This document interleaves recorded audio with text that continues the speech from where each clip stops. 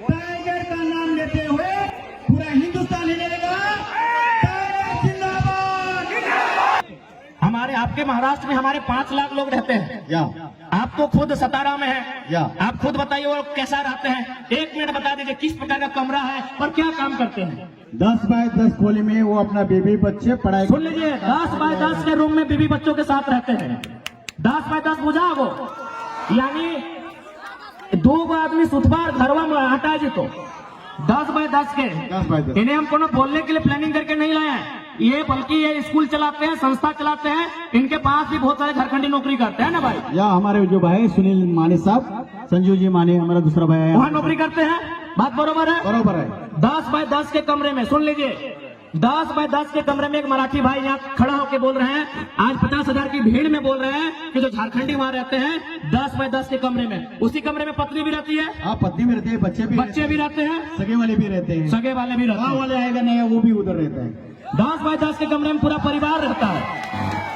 हमारी लड़ाई कैसे गलत है भाई? कौन हिसाब से गलत है?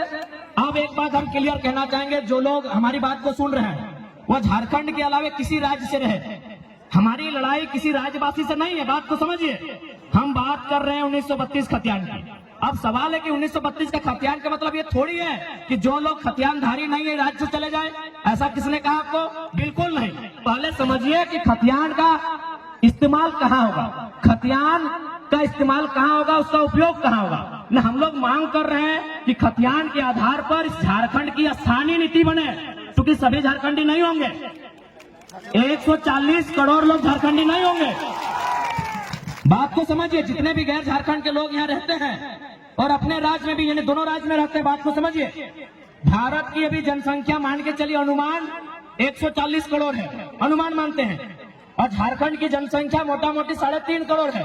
तो भाई पूरा का पूरा 140 करोड़ झारखंडी नहीं हो सकता है। समझिए बात को, 140 करोड़ जो भारत की जनसंख्या है वो सबके सब झारखंडी नहीं हो सकते हैं। तो झारखंडी कौन है? तो जो झारखंड के भूभाग में रहते हैं। तो हमारे खतियान आधारित नीति का मतलब है कि इस राज्य के जो मूलवासी हैं, इस राज्य के बाहर जिनका सरकारी नौकरी के अलावे किसी सरकारी दस्तावेज में कोई नाम नहीं है, क्योंकि बहुत कोई रेलवे का नौकरी करते हैं, कोई इलाहाबाद में है, कोई कानपुर में है, कोई कर सेंट्रल नौकरी कोई कहीं कर सकता है, तो वहां सरकारी नौकरी में उसका नाम हो सकता है, लेकिन उसके अलावे उसका नाम किसी दस्तावेज में नहीं है। वो मूल रूप से झारखंडी है, जिनका सिर्फ यही नाम है, यही दस्तावेज है, यही घर है, यही मकान है, यही सब कुछ है।